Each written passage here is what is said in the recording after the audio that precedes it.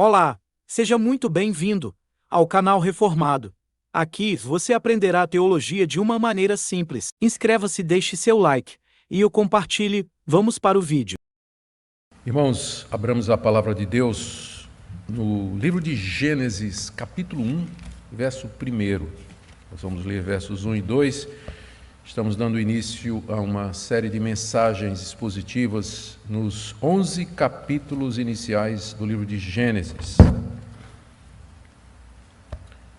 Gênesis, capítulo 1, versos 1 e 2.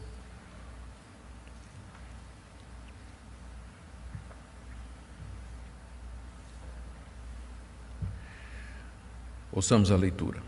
Gênesis capítulo 1, versos 1 e 2. No princípio, Deus criou os céus e a terra.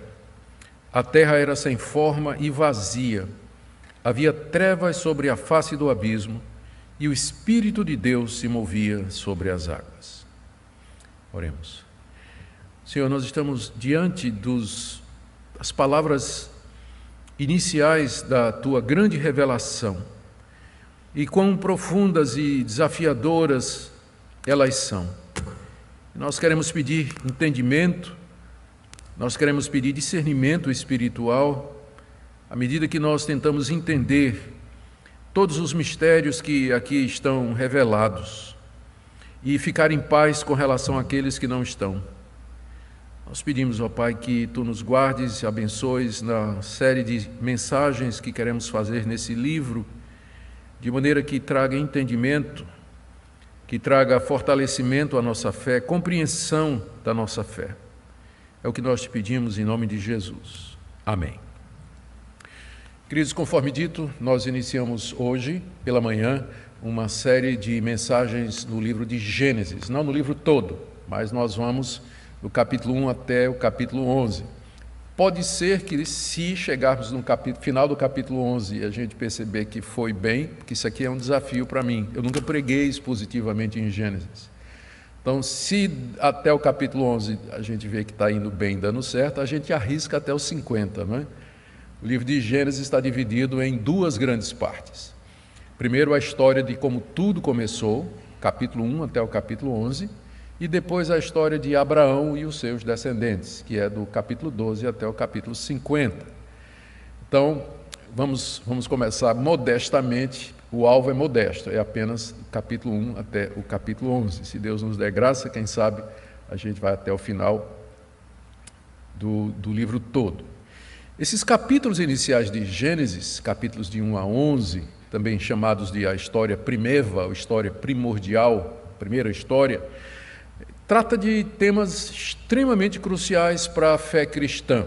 E alguns desses temas estão em bastante evidência hoje, na relação do cristianismo com a sociedade, com a cultura, a questão dos valores. Por exemplo, aqui nós lemos como tudo começou. Lemos por que existe algo em vez de nada. Por que tem uma realidade em vez de nada? Nós lemos aqui nesses capítulos iniciais. Aqui nós lemos a origem da vida, a origem do ser humano. Aqui nós temos a origem do casamento e da natureza do casamento, a base pela qual nós lutamos pelo casamento, o casamento monogâmico, heterossexual. Aqui nós também aprendemos por que existe tanto mal no mundo, por que existe tanta injustiça, por que as pessoas se matam, se odeiam, apesar de Deus ter feito tudo muito bom. E tudo isso nos aponta e nos traz a resposta para a pergunta: por que nós precisamos do Evangelho e por que nós precisamos de um Redentor? Todas essas questões estão aqui nos capítulos iniciais do livro de Gênesis, a ponto de alguém já ter dito que se você tirar esses capítulos iniciais, o resto da mensagem da Bíblia não faz o menor sentido. Você não vai entender o que é que vem depois, né? O porquê do que é que se sucede. Nessa série, então, nós vamos tratar dessas questões, mercê de Deus. Vamos começar vendo algumas coisas introdutórias a respeito do livro de Gênesis. Aqui é muito importante que nós, ao estudarmos a Bíblia, ou qualquer parte da Bíblia, nós procuremos lembrar quando essa parte foi escrita, por quem, para quem, com que propósito, o que é que trata. Não é que isso é essencial para nós termos acesso ao significado do texto, significado salvador. Porque de alguns livros a gente não sabe nem quem é o autor, nem quando foram escritos. Entretanto, qualquer pessoa, lendo a Bíblia com o uso ordinário, o uso normal das suas facilidades, pode chegar ao conhecimento salvador de Jesus Cristo, lendo a Bíblia normalmente. Mas você tendo o conhecimento mais aprofundado dessas circunstâncias, isso lhe dá uma clareza maior em você entender a mensagem da Bíblia. Por isso que nós queremos fazer algumas questões, ou trazer algumas questões introdutórias aqui. Primeiro, Gênesis é o primeiro livro da Bíblia, seu nome significa princípio, palavra grega, hebraica, bereshit, que é logo a primeira palavra. Então, é isso que dá o nome ao livro de Gênesis, ele é o livro do princípio. E ele sempre é tratado e referido na Bíblia juntamente com os 4 outros livros que vêm depois, Êxodo, Levítico, Número e Deuteronômio. Esses 5 livros formam o Pentateuco, ou a Torá, ou a lei, e eles todos são atribuídos a Moisés, e essa é a nossa posição. É a posição do cristianismo histórico, é a posição do cristianismo clássico, de que esses 5 livros, Gênesis até Deuteronômio, eles foram escritos por Moisés, o grande legislador da nação de Israel. A única parte que Moisés não escreveu foi a parte que relata a sua morte, que está no final de Deuteronômio. Então, provavelmente, o seu sucessor, Josué, foi quem escreveu o capítulo final, onde se narra a morte de Moisés e como Deus o sepultou. Por que nós dizemos que é Moisés e qual a importância disso? Bem, o próprio livro, os próprios 5 livros, o Pentateuco, em várias partes, eles dizem, e Deus disse a Moisés, escreve, escreve, escreve. Dezenas de vezes nós encontramos referências ao fato de que Deus mandou Moisés escrever aquilo que ele estava vendo, aquilo que ele estava presenciando. E depois disso, depois dos 5 livros, os livros que vêm depois, no Antigo Testamento, sempre se referem ao Pentateuco como sendo a lei de Moisés ou o livro de Moisés, dezenas de vezes. E outras expressões semelhantes, sempre atribuindo a Moisés a autoria dos 5 primeiros livros da Bíblia, Gênesis inclusive. O Senhor Jesus Cristo considerava que foi Moisés quem escreveu os primeiros 5 livros. Ele se refere a dezenas de passagens do Pentateuco como tendo sido autoradas por Moisés. Por exemplo, ele se refere às leis de pureza como tendo sido escritas por Moisés. Ele diz que a lei foi Moisés que deu a lei do divórcio. Ele diz que foi Moisés que escreveu os 10 mandamentos. Ele diz que foi Moisés que escreveu aquele episódio da sarça ardente que está no livro de Êxodo. Ele disse que Moisés escreveu sobre ele, Moisés escreveu sobre mim, está se referindo ao Pentateuco. Então não há dúvida de que o Senhor Jesus cria que foi Moisés quem escreveu o livro de Gênesis e os 4 livros que vêm depois. Na mesma toada foram os discípulos de Jesus, os primeiros cristãos, não somente judeus como gentios, mas eles também consideravam que Moisés é o autor dos 5 livros, da Torá, do Pentateuco. Para nós, é essencial que nós mantenhamos isso, porque se Moisés não é o autor de Gênesis e do Pentateuco, então os demais autores bíblicos estão equivocados quando atribuem a ele a autoria, e o pior, Jesus também está enganado, porque várias vezes Jesus diz que foi Moisés que escreveu. Se não foi Moisés que escreveu, Jesus se equivocou nesse ponto. E se ele se equivocou nesse ponto, quem garante que ele não se equivocou nos outros? E aí a credibilidade de toda a Escritura está em jogo. Por isso que a autoria de Moisés é importante para nós.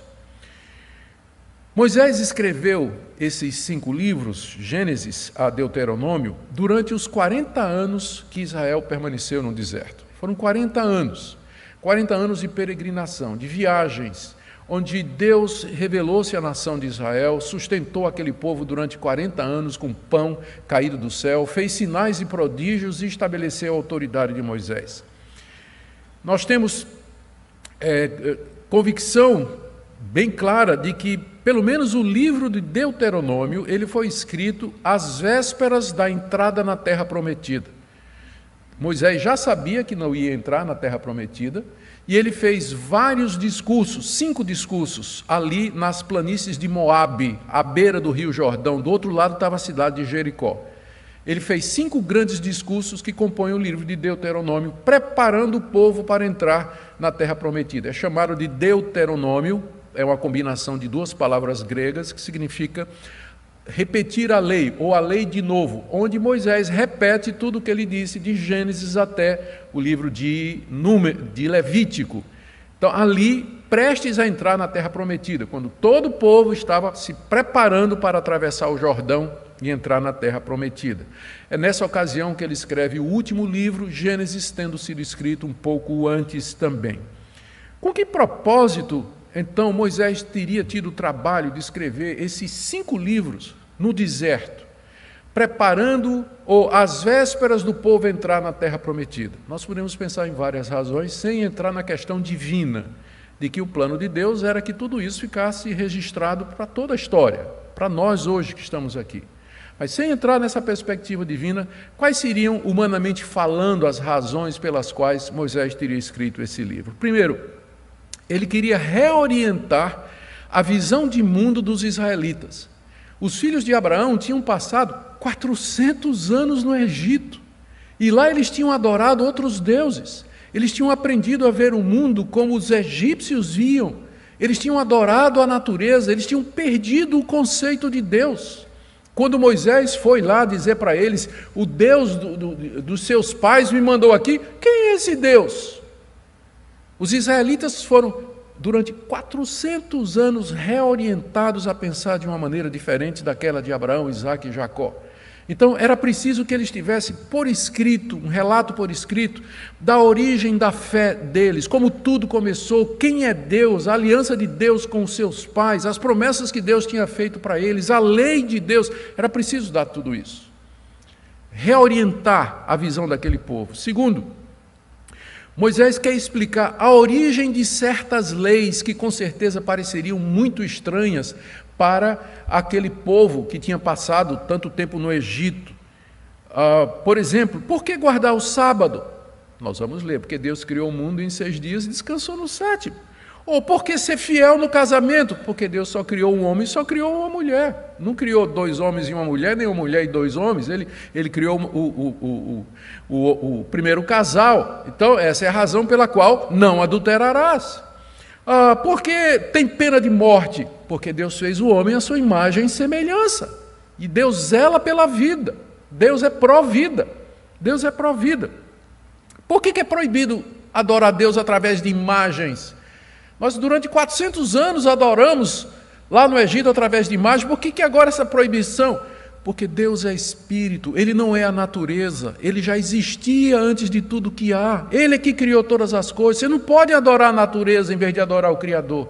Então, a origem de todas as leis está no livro de Gênesis. Por que é que Deus deu essas leis? Qual o sentido delas? Qual o propósito delas? E também havia uma outra questão que era importante. Qual é a base moral para a gente invadir essa terra, matar esse povo e tomar conta dessa terra? Nós vamos saquear esse povo. São 7 nações que estão em Canaã.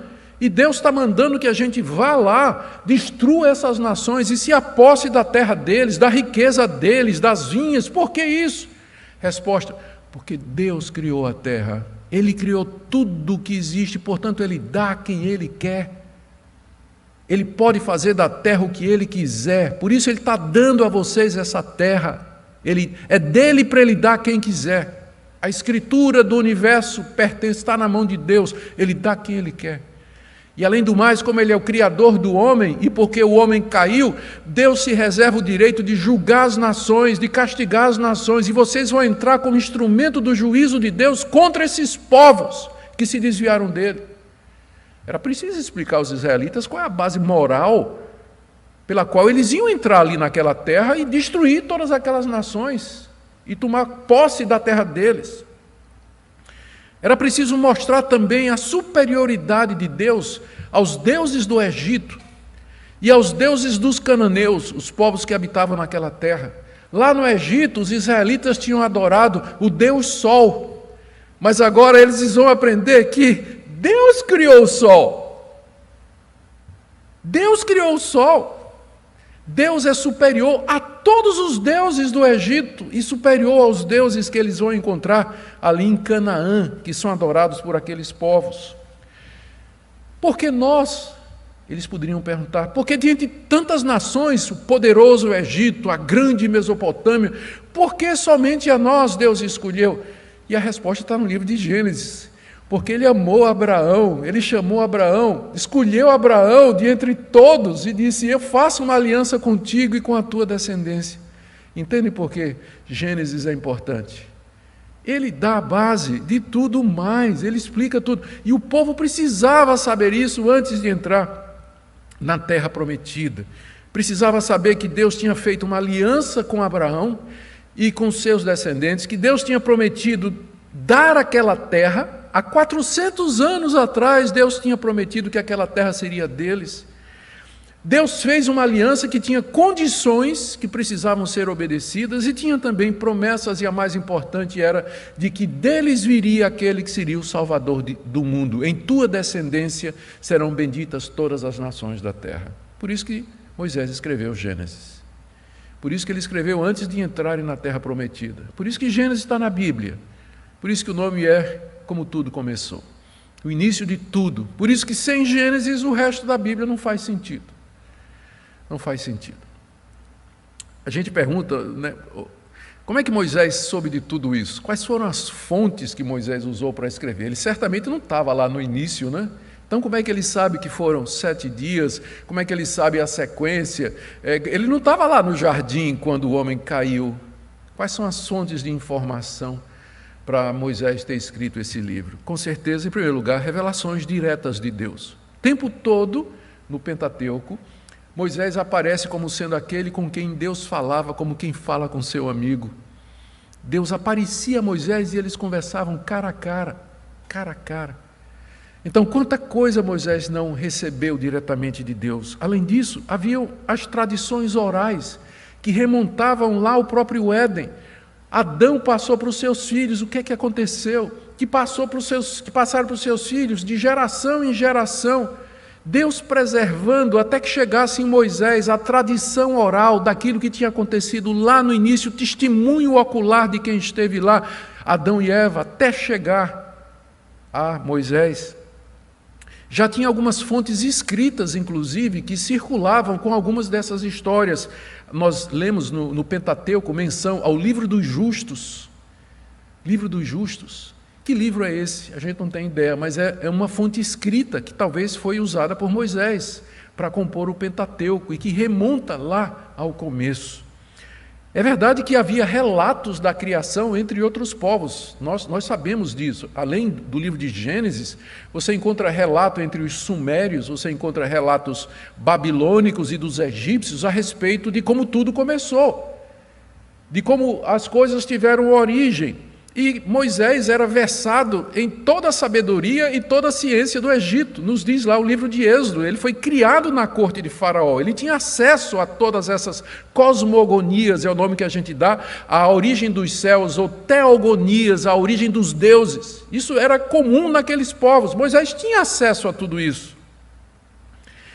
E é interessante que essas histórias, né, elas falam sempre de que no começo era um caos primitivo. As águas e as trevas sempre existiram e os deuses brigavam entre si. Tinha um deus que era o deus principal que queria manter ordem, mas os subdeuses viviam brigando, era uma confusão. Que diferença, se você um dia tiver a oportunidade, leia o relato das teogonias ou cosmogonias dos pagãos, descrevendo como é que tudo começou, e compare com o relato de Gênesis. Você vai ver que diferença marcante. O que nós temos aqui é o relato verdadeiro que foi preservado por Deus de como tudo começou. Deus, através da descendência de Sete,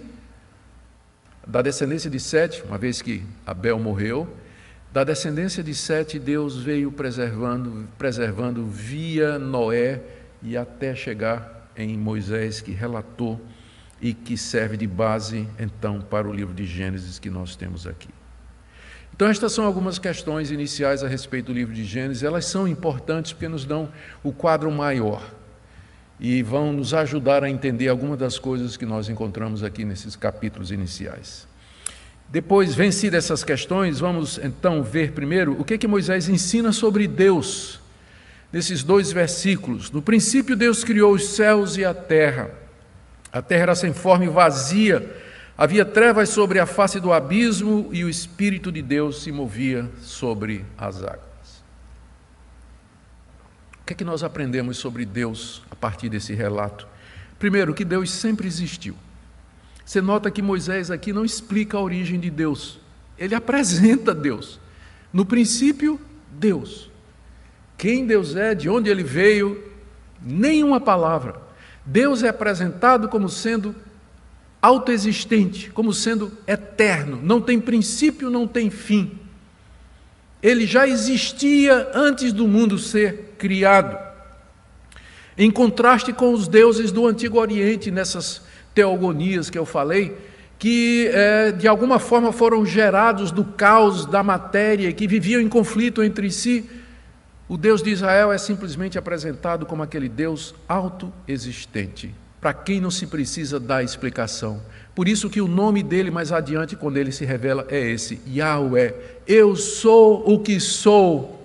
Você não tem como me definir. Eu sou o que sou. No princípio, Deus. Deus. Ele é antes de todas as coisas, ele sempre existiu, ele não tem início, ele não tem começo, ele não foi gerado. Nunca houve um momento de tudo que existe em que Deus não fosse. Ele era, é e sempre será o que ele é. Eu sou o que sou. Segundo, nós aprendemos que Deus é um ser pessoal e não uma mera força ativa. Deus tem um plano, ele tem um propósito, ele teve um objetivo ao criar.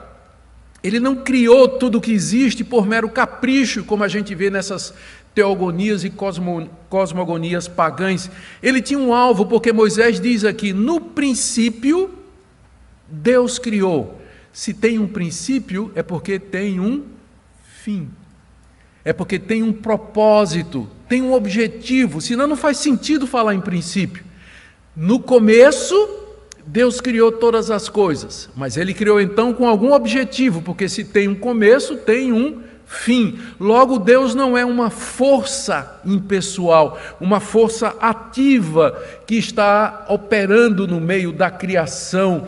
O mundo não é regido por o acaso, por sorte, por azar, por destino, mas há um Deus que sempre existiu e que criou com um propósito. Terceira coisa que a gente aprende aqui, que esse Deus é todo-poderoso e autor do mundo. Tudo que existe foi criado por ele. Essa expressão, no princípio Deus criou os céus e a terra, é a maneira hebraica de dizer a realidade. O mundo que você pode ver e o mundo que você não pode ver. Tudo que existe, os céus lá em cima, a terra aqui embaixo. O sol, a lua e as estrelas, o sol, você contempla a noite e as estrelas, foi Deus que fez tudo. E olhando a natureza, os animais, a vida, o ser humano, os detalhes geográficos, não existe nada da realidade que não tenha sido criado por Deus. Aliás, essa palavra criar, no princípio Deus criou, é o verbo hebraico bará, toda vez que ele aparece no Antigo Testamento, o sujeito é Deus. Nunca tem, e o homem criou, bará, nunca. Sempre é Deus quem cria. Esse tipo de ação é atribuída a Deus somente. Portanto, nós dizemos que ele criou pela sua palavra, ele criou pelo seu poder, criou tudo, ex nihilo, é uma expressão latina que é usada para dizer do nada. Ele criou do nada, não havia nada antes. Ele trouxe à existência tudo o que existe pela sua palavra, que é diferente do relato da criação que os egípcios tinham ensinado aos israelitas. Eles aprenderam durante 400 anos que acreditava na eternidade da matéria, que a matéria existia, a água era eterna, que os deuses saíram de lá. Nada. Deus criou ex nihilo, do nada. Só pela sua palavra ele criou. Portanto, tudo pertence a Deus. E ele pode dar a quem ele quer. Ele salva quem Ele quer, Ele entrega a terra a quem Ele quer, Ele faz o que Ele quer com a sua criação, porque Ele é o Deus Todo-Poderoso. Aliás, o nome para Deus aqui, Elohim, é o nome que também é usado em toda a Bíblia hebraica, às vezes para Deus e às vezes para os deuses, inclusive na forma plural, não está falando da Trindade ainda, mas significa aquele que é forte, aquele que é poderoso. Esse é um dos nomes de Deus. O nome pelo qual Ele vai se dar a conhecer a Israel é Yahweh, que é o Deus da aliança, eu sou o que sou. Mas aqui Ele é chamado de o poderoso, exatamente porque do nada Ele criou todas as coisas. Pela sua palavra Ele trouxe à existência tudo o que há. Quarta coisa que nós aprendemos aqui, que Deus é distinto da sua criação. Isso aqui é muito importante, gente. No princípio, Deus criou os céus e a terra. Deus já existia antes da sua criação, sem ela, na eternidade. A criação, ou tudo que existe, foi criado fora de Deus, por assim dizer, numa realidade, numa existência distinta dele. Quando nós dizemos, veja como isso é importante, quando a gente diz assim, Deus está nos céus, é uma maneira figurada de dizer, porque antes que os céus existissem, Deus já existia. Então Deus não está preso no céu, Ele não mora no céu, porque Ele é quem trouxe à existência os céus, a terra. Ele é distinto da sua criação. Os deuses egípcios e os deuses cananeus, eles não faziam essa distinção. Para eles, deuses e natureza eram uma coisa só. Os deuses eram forças presentes em todo lugar, com os seres vivos. É o que a gente chama de panteísmo ou panenteísmo. Tudo é Deus, ou tudo está em Deus. Era a visão das religiões daquela época, que a natureza era divina, por isso ele adorava o boi, a vaca, o bode, por isso adorava o sol, lua, estrela, porque para eles os deuses estavam misturados com a natureza, mas o nosso Deus é distinto da natureza. Deus não é o mundo e nem o mundo é Deus. Deus não é a alma do mundo, como nas religiões pagãs. Ele é completamente diferenciado. Aliás, foi isso que deu origem à ciência moderna, se vocês nunca se perceberam do fato. Já se perguntaram por que é que a ciência moderna ela nasce na Europa cristianizada, período medieval, quando já existiam civilizações mais antigas e de muito conhecimento, como os gregos, como os egípcios, a China, que são culturas milenares, bem antes da Europa cristã medieval. É porque todas essas culturas eram panteístas. Tentar entender a natureza era mexer com o segredo dos deuses, porque os deuses estavam em todo lugar. O trovão era Deus, o raio era um Deus, né? Thor, o Deus do trovão, vai mexer com o trovão, você vai mexer com Thor. E quem quer mexer com esse Deus, né? Eu usei o Deus mais popular por conta das séries aí, não é? Mas o cristianismo chegou e disse, no princípio criou Deus os céus e a terra. Pode examinar a terra. Foi Deus que criou. Você não vai estar mexendo com Deus. Examina para ver como é que Deus fez. Todos os primeiros grandes cientistas, eles tinham base cristã. Eles nos deram os modernos ramos da ciência exatamente porque o cristianismo desmistificou a natureza e permitiu que o homem começasse a analisar suas leis, criar a ciência e daí a tecnologia para o bem da humanidade. Hoje o cristianismo está sendo afastado da academia, mas não pode negar a sua herança. Os modernos ramos da ciência moderna nasceram exatamente do interesse do homem descobrir como o universo funciona.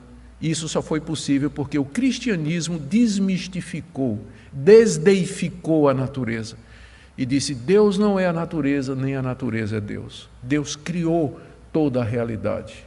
Ele é distinto da sua criação. E é por isso, agora, uma implicação para a época de Moisés, que Deus não aceita ser adorado através da natureza. Por isso que ele diz que não quer imagem. Por isso que você não pode fazer representações de Deus, você não pode adorar um bezerro de ouro como se fosse Deus, você não pode adorar o sol como se fosse Deus, você não pode adorar a lua como se fosse Deus, você não pode adorar o homem como se fosse Deus, porque ele é distinto da sua criação. Importante esse ponto, para você entender o cristianismo. Por que é que nós somos monoteístas e não temos imagens? É exatamente pela noção de Deus, por conta desses versículos aqui no início de tudo. Quinto, nós aprendemos que embora Deus Ele não é a sua criação e não deve ser confundido com ela, entretanto Ele está presente. Nós vamos ver no verso 2 que o Espírito de Deus pairava sobre as águas. Deus presente. Ele não é a sua criação, mas Ele age nela, Ele está ativo nela, por isso que tudo lhe obedece. Ao contrário das cosmogonias cananitas, onde os deuses do caos traziam problema ao Deus principal, Deus aqui é o Deus transcendente que está sobre a sua criação, trazendo ordem. O Espírito de Deus pairava sobre a face das águas. E por último, nós aprendemos a respeito do nosso Deus, que existe uma pluralidade de pessoas em Deus. Verso 1, Deus criou. Verso 2, o Espírito de Deus. A palavra Espírito, ruach, em hebraico, significa vento também. Só que não tem como traduzir vento aqui, no sentido de sopro. A tradução correta é o Espírito de Deus. O Espírito de Deus pairava sobre a face das águas. Mais adiante, nós vamos ler no verso 26, façamos o homem à nossa imagem e semelhança. Quem são estes? Né? Façamos, é plural. Ou no capítulo 3, verso 22, o homem se tornou como um de nós. Ou no capítulo 11, verso 7, desçamos e confundamos a linguagem do homem, no episódio da Torre de Babel. Aqui você já tem o princípio, a semente da doutrina de que o Deus de Israel é uma pluralidade de pessoas. É um único Deus, mas nele você tem o Espírito e a palavra com a qual ele criou todas as coisas. Início do Evangelho de João. No princípio era o Verbo é a palavra, haja luz, haja isso, haja aquilo. No princípio era o Verbo, e o Verbo estava com Deus, e o Verbo era Deus. Deus Pai, Deus Filho e Deus Espírito Santo. Vamos correr agora para aprender o que é que Moisés ensina sobre o mundo, né? Eu tinha pensado ingenuamente que 2 versículos dariam para fazer dentro do tempo aqui, mas é muita coisa, né, que a gente tem. Vamos lá. O que é que Moisés ensina sobre o mundo? Primeiro, que os céus e a terra representam toda a realidade visível e invisível. Quando ele diz os céus, se refere ao sol, luas, estrelas, e terra, o nosso mundo observável, tudo que neles há. Segundo, que o mundo, tudo que existe, teve um começo. O mundo não existiu sempre. Ao contrário do conceito pagão de que a matéria e a água eram eternos e que os deuses vieram de lá. Portanto, o mundo não é autoexistente, mas ele depende de Deus. Terceiro, o mundo não é divino e nem Deus é o mundo. Já falei sobre isso. Quarto, o mundo e tudo que nele há foram criados em etapas. E não tudo e todos de uma única vez. Você vê que no verso 1, é dito que no princípio Deus criou os céus e a terra. E no verso 2 diz que a terra era sem forma e vazia. O primeiro ato de Deus foi da massa informe de água e terra, misturados. Água aqui representada por abismo ou fonte subterrânea, como é usado o termo no restante da Bíblia. Ela foi feita, ou tudo foi feito sem forma, não tinha ainda forma. Imagina aquela massa de água, de terra em plena escuridão. É chamado de vazio porque não tinha ainda vida, não tinha seres que nela habitavam. A escuridão tomava conta de todas as coisas porque Deus não tinha feito a luz ainda. Então, no começo, esse é o primeiro passo. Deus cria a matéria-prima, por assim dizer. A massa bruta era criada ali. Entretanto, que é outra coisa que nós aprendemos, o Espírito de Deus já se movia sobre a face das águas. Perceba, verso 2.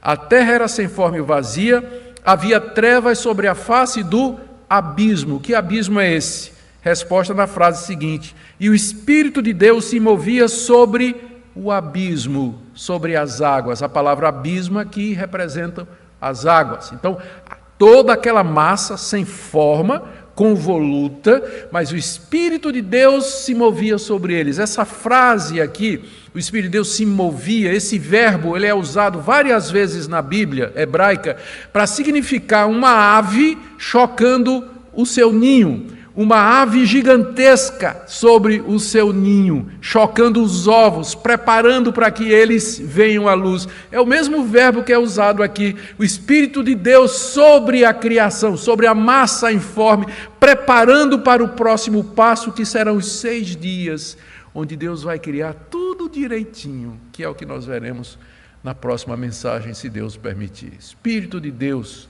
isso significa que no tempo certo e no tempo apropriado, dentro dos seus planos, Deus haveria de fazer esse mundo lindo, belo, maravilhoso, complexo, rico, misterioso, que nós temos diante de nós e onde nós vivemos. Algumas aplicações práticas para terminarmos. Primeiro, receba esse relato pela fé. Aqui não se trata de um relato científico. Não coloque a ciência em curso de colisão com isso, porque o propósito da Bíblia não é dar um relato científico de como tudo começou. Ele está dizendo que Deus é o autor de tudo. Não existe nada que não tenha sido feito por Deus. E a ciência não pode postular nada que seja contrário a isso. E, na verdade, a verdadeira ciência não postula nada contra isso. Vocês têm que fazer a diferença entre ciência e o materialismo naturalista que tem dominado pesquisadores e cientistas hoje, que já parte do pressuposto de que não existe Deus. O livro de Gênesis ele não usa linguagem científica, ele não foi feito para isso. Ele foi feito para nos dizer todos esses pontos que eu afirmei. A matéria não é eterna, ela tem um princípio, há um Deus que sempre existiu, criou todas as coisas, é um Deus pessoal, ele tem um propósito, ele é distinto da sua criação e ele criou o mundo através de etapas, não criou tudo de uma vez, embora pudesse ter sido feito. E ele fez isso para mostrar que ele é o Deus de ordem, o Deus que organiza todas as coisas. Então, os detalhes disso, nós podemos aprender alguma coisa com a ciência, claro. Podemos aprender alguma coisa à medida que a gente investiga como o mundo funciona, nós podemos aprender. Mas nada que possa contradizer isso que a palavra de Deus nos diz. Por isso que em Hebreus, capítulo 11, verso 3, o autor diz assim, e esse seria o sumário do Novo Testamento. Pela fé entendemos que foi o universo formado pela palavra de Deus, de maneira que o visível veio a existir das coisas que não aparecem. Pela fé, entendemos que o universo foi formado pela palavra de Deus. Isso aqui não é uma matéria de ciência, isso aqui é uma matéria de fé. Nós cremos que foi assim. A ciência não pode provar nem desprovar. Nós recebemos como revelação de Deus. Foi assim que tudo começou. Segunda aplicação para você. Nós não temos respostas para muitas perguntas. Se você está esperando, ou se eu criei essa expectativa de que nós vamos dar resposta para tudo, é uma expectativa falsa. Porque tem muita coisa que a gente não sabe. Por exemplo, o tempo. Deus criou o tempo ou ele já existia? Deus vive no tempo. O texto não fala. A origem do mal. Capítulo 3, nós já vamos encontrar o diabo no jardim. De onde é que ele veio? Os anjos foram criados quando? O texto não diz. Nós vamos ficar com o que o texto diz. Onde o texto se cala, a gente vai escalar. Porque nós não temos respostas para questões. Porque o que Moisés está informando aqui aos israelitas era aquilo que eles precisavam saber para entrar na terra com segurança e dizer: essa terra é nossa por direito, o Deus Criador de tudo nos deu. Nós podemos especular algumas coisas, mas respostas definitivas nós não temos. Terceira coisa. Gênesis foi dado para você saber quem é Deus, o que é o mundo, por que nós somos maus, por que nós precisamos de redenção e para nos preparar para a glória eterna. Leia Gênesis com os olhos de cristão, evangelicamente, vendo ali o propósito redentor de Deus. De qualquer forma, esses versos iniciais do livro de Gênesis ensinam que algumas visões de mundo são incompatíveis com a fé cristã e que não dá para conciliar. Por exemplo, que o mundo é dominado por duas forças, o bem e o mal, chamado às vezes de dualismo, às vezes de maniqueísmo, é completamente incompatível. Só existe um Deus. A visão que às vezes o pessoal tem, que Satanás tem o mesmo poder de Deus, é um Deus ao contrário, é contra isso aqui. Há um só Deus, Satanás, um anjo caído, criado por Deus quando a gente não sabe, mas nunca é igual a Deus. Ou então a ideia da eternidade da matéria, que a matéria sempre existiu. Precisa fé para acreditar nisso, então eu prefiro crer num Deus criador como está aqui. Outros vão dizer que o mundo se autopariu, se autogerou. De repente, do nada, puf, apareceu alguma coisa. Me diga uma coisa, precisa mais fé para acreditar nisso do que para acreditar no relato de Gênesis, que o mundo se autogerou. Como alguns cientistas ateus têm dito hoje, porque não tem explicação. Não tem explicação. Nós adoramos ao Deus Criador, Supremo, Soberano do Universo, conforme nos é dito nessa palavra. Que nós nos curvemos diante dele nessa manhã, que nós o adoremos. Tudo isso é o palco que ele armou para a chegada do seu, como é dito a respeito de Jesus. Por ele, para ele, são todas as coisas. Nós vamos celebrar agora a vinda do Filho de Deus, que vai pisar no palco da história milênios depois de que tudo começou. E ele veio para ser o nosso Redentor.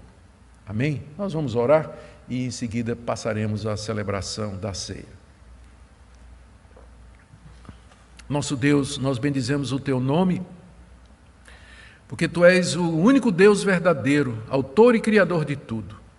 Diante de ti nos curvamos, agradecidos por tua revelação, agradecidos, ó Deus, porque sabemos que estás no controle de tudo, e agradecidos porque o Senhor nos chamou e abriu os nossos olhos para nós entendermos o verdadeiro Deus e a vida eterna mediante Jesus. Abençoa o tempo que teremos agora de celebração da ceia. Por amor de Jesus. Amém.